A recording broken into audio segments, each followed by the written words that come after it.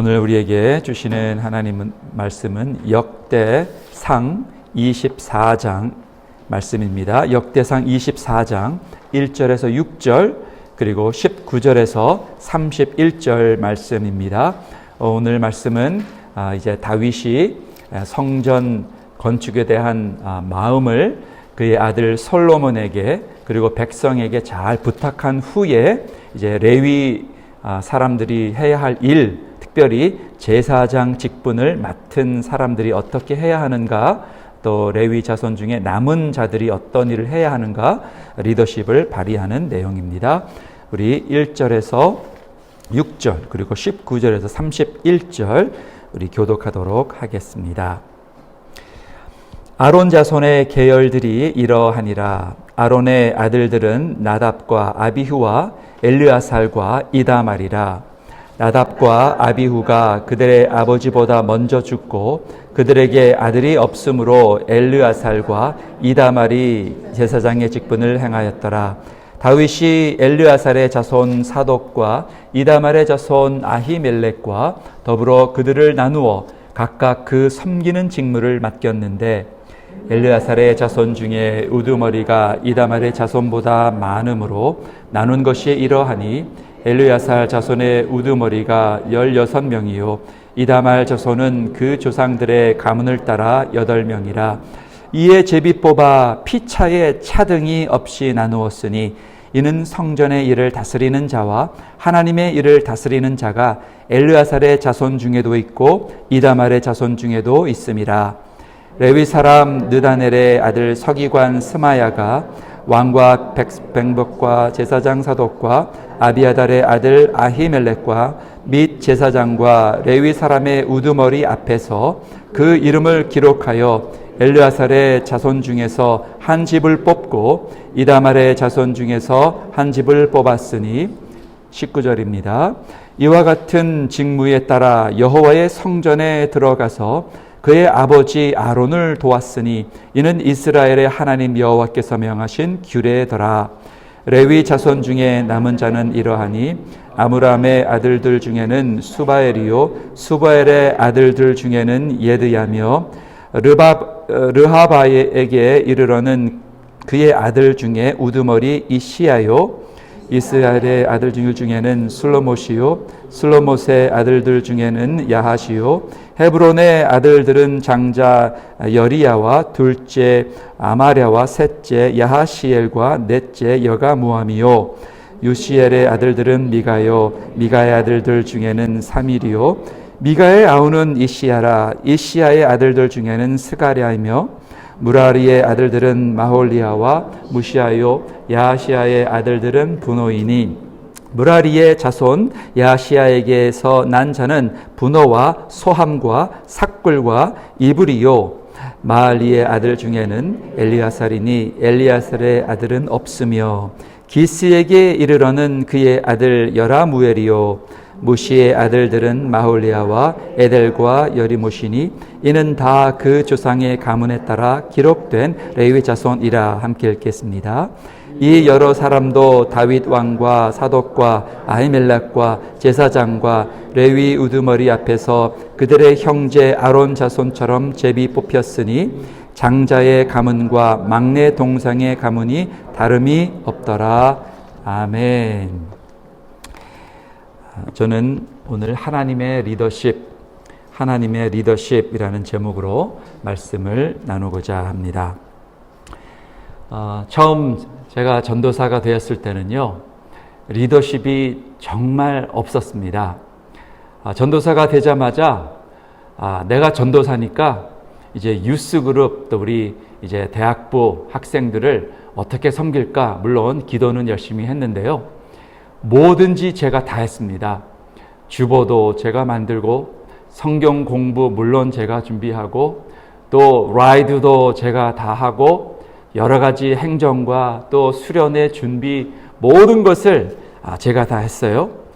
제가 다 해야 되는 줄로 알았기 때문에 한 것이고 그때도 정말 왜 내가 혼자 하면서 왜 이렇게 나를 안 도와주지? 왜요? 안 물어봤으니까 안 도와주는 거죠. 몰랐어요. 그러면서 너무 일이 많아서 힘들고 어렵고 때로는 막 화도 나고 막 그랬습니다. 그러면서 참 리더십이 많이 부족하구나. 오늘 말씀을 통해서 보면 하나님의 리더십을 볼 수가 있는데요. 하나님께서는 다윗을 통하여 하나님의 리더십을 발휘하고 계십니다. 하나님께서 오늘도 우리 모두를 통해서 하나님의 리더십을 여러분들의 삶과 또 일터와 또 사업체와 가정 또 교회를 통해서 또 위정자들은 하나님을 믿는 위정자들은 하나님의 그 뜻을 통하여 받들어서 성도님들 또 이 나라 백성들을 섬기는 것이 바로 하나님의 리더십이 점점 다 흘러 여러분과 저의 삶에 지금도 그 영향력이 미치고 있는 것입니다. 하나님께서는 이 다윗을 통하여 하나님의 백성을 잘 인도하고 계시는 것을 우리가 볼 수 있습니다. 여러분들은 어떠십니까? 요즘 가정과 또 일터와 또 교회 여러 가지 일들이 있으실 텐데요.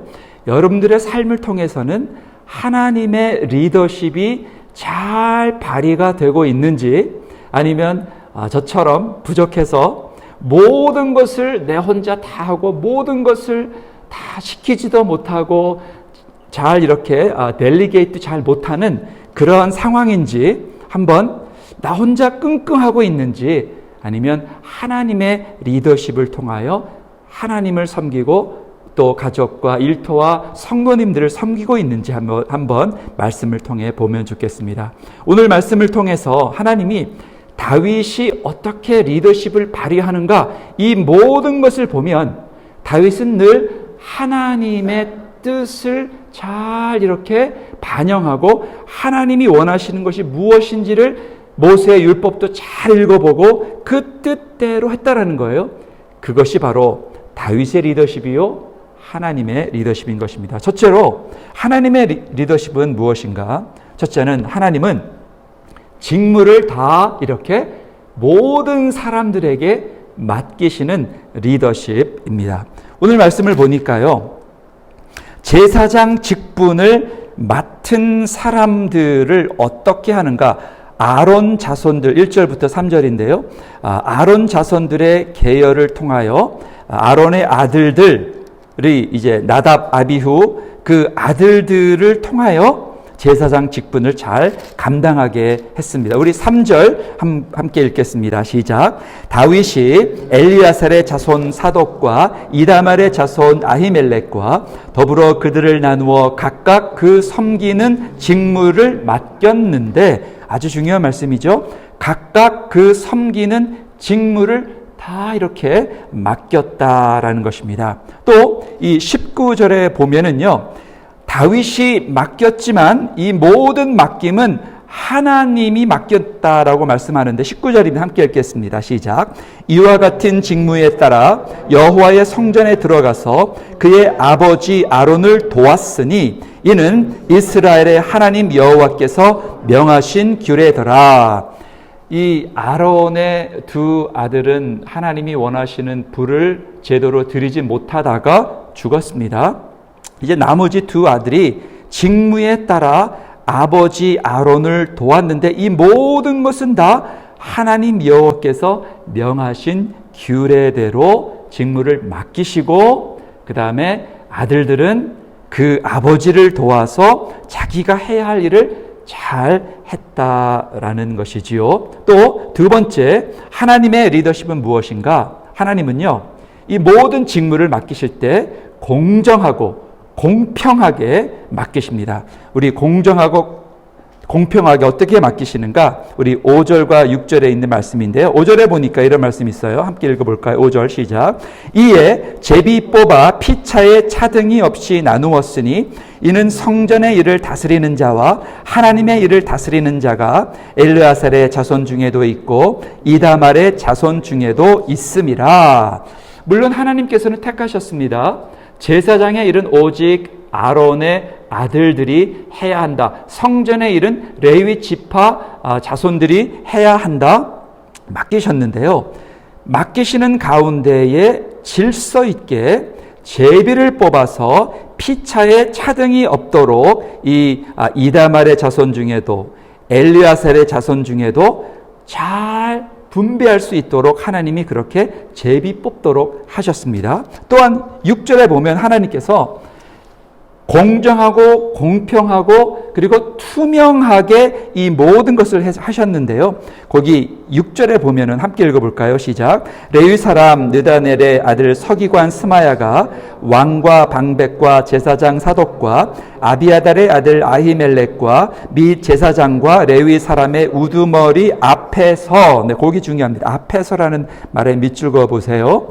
사람들 우두머리 앞에서 그 이름을 기록하여, 그러니까 장부를 기록하고 누가 리더가 될 것이고 누가 누구를 섬길 것이고 제비를 뽑고 하는 이 모든 일들도 레위 사람 우두머리 앞에서 다 투명하게 보는 가운데 정확하게 기록하게 하셨다라는 것이지요. 이 말씀을 통해서 또 보면 이제 마지막 31절에도 이 모든 일을 어떻게 하셨는가, 우리 31절 함께 읽겠습니다. 시작. 이 여러 사람도 다윗 왕과 사독과 아히멜렉과 제사장과 레위 우두머리 앞에서 그들의 형제 아론 자손처럼 제비 뽑혔으니 장자의 가문과 막내 동생의 가문이 다름이 없었더라. 와, 그러니까 참 우리 하나님 놀라운 리더신 것 같아요. 그죠? 우리가 성경만 잘 묵상을 해도 놀라운 리더십의 이 원리들을 배울 수 있습니다. 자, 여러분 모세 기억나실 거예요. 여러분, 모세는 처음부터 훌륭한 리더였을까요? 아니었어요. 여러분 기억나시죠? 모세가 아침부터 저녁까지 혼자 다 재판일을 하고 모든 송사를 다 들어보고 하는 그런 모습을 볼 때 모세의 장인 누구였죠? 이드로가 모세가 지금 일을 하는 거 보니 지금 광야에 있어요. 혼자 모든 것을 다 하고 있어요. 그러니까 이제 모세가 장인 이드로가 모세에게 말하죠. 야, 너 내 딸 과부 만들 일 있냐? 그 말은 없어요. 네가 혼자 다 하다가 번아웃 돼서 너 죽어. 빨리 1000부장, 100부장, 10부장을 잘 나누고 또 힘들고 어려운 그 재판 일들은 또 쉬운 일들은 다 우리 재판관들에게 맡기고 가장 어려운 일들은 네가 해. 그래서 모든 사람들이 팀워크를 이루면 일이 쉽게 할 수 있어. 이 말을 듣고 모세가 그렇구나 하면서 다 일을 맡기게 되는 거죠. 그러면서 수월하게 이 모든 조직이 움직이게 됩니다. 성도 여러분들은 요즘 어떠세요? 여러분들의 가정과 또 여러분들의 사업처, 그리고 하나님이 맡겨주신 이 모든 이 교회의 봉사를 통해서 나는 모든 것을 혼자 다 하고, 솔직히 혼자 하면 좀 편한 것도 있어요. 뭐냐?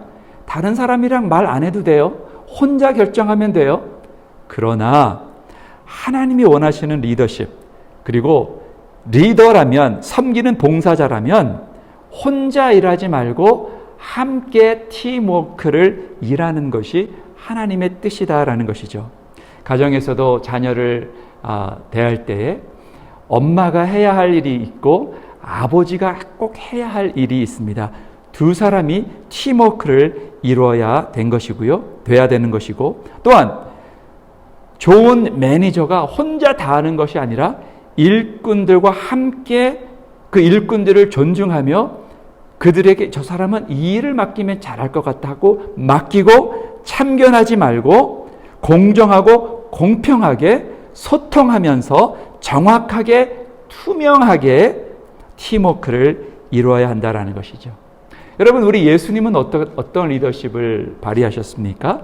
우리 주님도 모든 것을 혼자 하실 수 있으세요. 솔직히 말하면 하나님께서는 정말 우리 예수님께서 하실 수 있는 것 딱 두 가지만 하셨죠. 네. 그것은 십자가에 달려 죽으시는 그 일은 오직 예수님만 하실 수 있으세요. 그리고 부활하신 것도 오직 예수님만 하셨어요. 그리고 믿는 우리 모두에게 나중에 부활하게 되지만 우리 주님도 이 복음 전파와 하나님의 뜻을 이루기 위하여 몇 명을 택하셨죠? 12를 택하셨습니다. 처음서부터 택하셨어요. 혼자 하실 수도 있으세요. 그러나 주님은 12제자를 택하셔서 그들에게 사명을 맡겨주셨습니다. 베드로, 요한, 안드레, 네. 또 이 어부들도 부르셨고 또 샘을 잘하는, 산수를 잘하는 마태도 부르셨습니다. 12 중에 하나는 주님을 배반하는 사람까지도 주님이 불러주셨습니다.